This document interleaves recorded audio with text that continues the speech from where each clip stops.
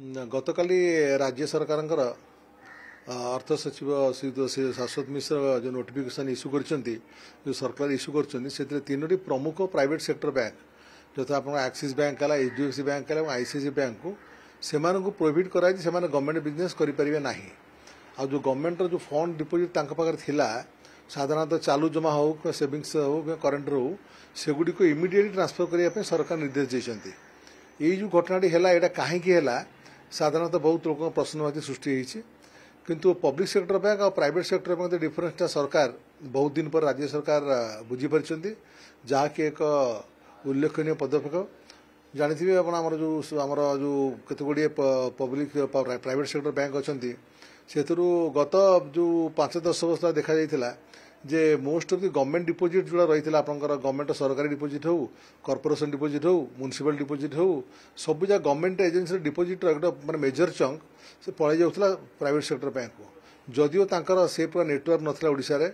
आ से प्रकार तांकर भागीदारी नता सरकार विभिन्न प्रकार सरकारी स्कीम को सफल करने जो प्रकार सरकार निर्देश से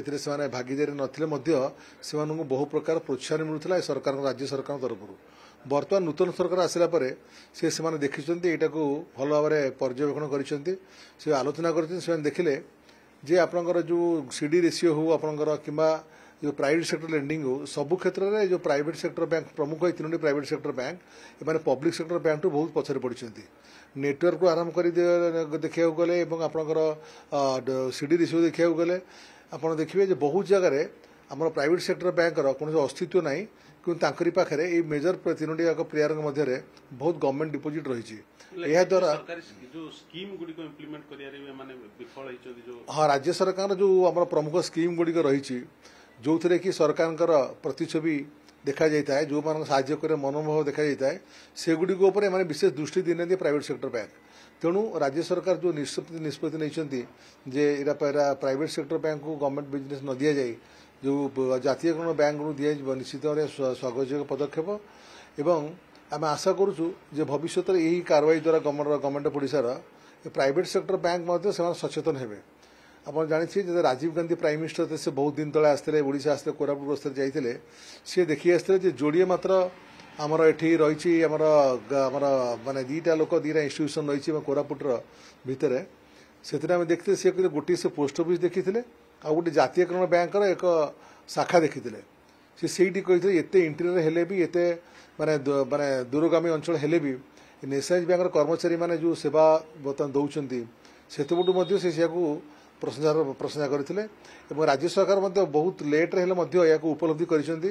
जातीयकरण बैंक आमर जो राज्यर उन्नति जो जो फाइनेंशियल डेवलपमेंट रे जो पूरा कंट्रीब्यूशन अच्छी यहाँ को लास्ट एसएलबीसी मीटिंग रे कहला बारंबार एसएलबीसी मीटिंग आमर जो state level bankers committee meeting से कहला जे प्राइवेट सेक्टर माने परफॉर्मेंस को गवर्नमेंट सेक्टर पर लेंडिंग रे गवर्नमेंट जो आमर फ्लैगशिप अच्छी आप स्कीम्स ताकू माने करिवारे निश्चित भाव में उपयोग करें किंतु जेहेतु से विफल हेले तेणु राज्य सरकार बाध्य ये प्रकार पदक्षेप नहीं मुझे आशा करुँची जे एथिरे आमर जातीयकरण बैंक जो शाखा गुड़िक अच्छी सारा ओडिशा रे से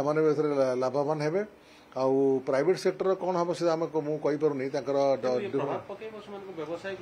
निश्चित भाव में व्यवसाय प्राइवेट सेक्टर बैंक प्रभाव पकेब कारण बर्तमान आम जहाँ देखूँ स्टाटिस्टिक्स देखूँ जे तांकर कौनसी निर्दिष्ट ये नथिले 30% टू 40% हूँ गवर्नमेंट आम जो बिजनेस अच्छी ये पब्लिक सेक्टर बैंक प्रमुख तीनोटी बैंक को जाऊँगी प्राइवेट सेक्टर बैंक को राज्य सरकार बिजनेस जो अच्छे गवर्नमेंट एजेंसी जो गवर्नमेंट स्पॉन्सर्स आम जो फंडिंग रही से 30 ରୁ 40% बर्तमान जो आम अच्छी फंडिंगटा तांकरी पाक जाऊँगी वेरा से किंतु गवर्नमेंट जो प्रकार स्कीम ताको इम्प्लीमेंट करूना गोटे साधारण उदाहरण मुझे देवी जे पीएमजीबी स्कीम रे आमर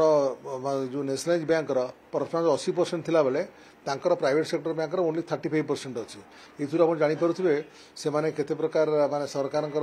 जो कार्यक्रम को उपयोग करुँच आम ओडिशार जनसाधारण को उन्नति पे या द्वारा सर मेनली जो बैंक गुड़िक पैसा जो राज्य सरकार हटे ने बैंक पैसा को सरकारी जमा को तो ये गोटे बड़ व्यावसायिक आघात भी सेमानकु देई पारे। हाँ निश्चित भाव एम प्राइवेट सेक्टर जो प्रमुख 3टी बैंक व्यवसायिक आघात देवार निश्चित भाव में किंतु से जानी जे प्रति वर्ष थरे दी थर जो डिपोजिट आप जो गवर्नमेंट बैंक रखी न रखिए कौन बैंक रखी न रिव्यू करा जाए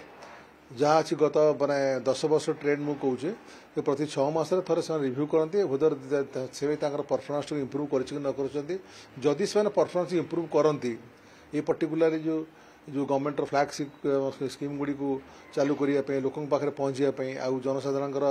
विभिन्न डेवलपमेंटल काम निजक नियोजन करेंगे ताले डेफिनेटली गवर्नमेंट मे कनसीडर से पुणी दे पारे किंतु बर्तमान इमिडिएटली डेफिनेटली से ये जो बिजनेस यहाँ निश्चित भाव में आघात कर प्रहार कर कारण जेहेतु आप जानते बहुत गुड़े गवर्नमेंट ये आम एसएलबीसी कन्वेनर यूको बैंक अच्छी major bank State Bank of India किंतु अधिक डिपोजिट बर्तमान अच्छी प्राइवेट सेक्टर 3टी बैंक पाखे तेणु निश्चित भाव में से बिजनेस को आघात कर माने ये कर फॉर फ्यूचर डेवलपमेंट ऑल्सो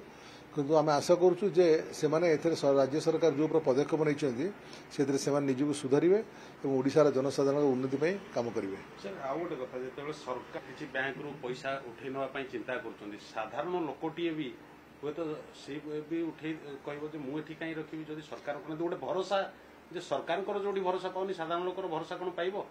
नहीं साधारण लोकंर विशेष किसी प्रभाव पड़ो ना कारण गवर्नमेंटर केते डिपोजिट अच्छी एजेन्सी केते डिपोजिट अच्छी और साधारण लोक केते डिपोजिट अच्छी साधारण जनसाधारण या जानती ना यहाँ गोटे कॉर्पोरेट लेवल बड़ लेवल माने से जापर कहार के डिपोजिट अच्छी कौन अच्छी तेणु साधारण लोक विशेष प्रभाव पकेब ना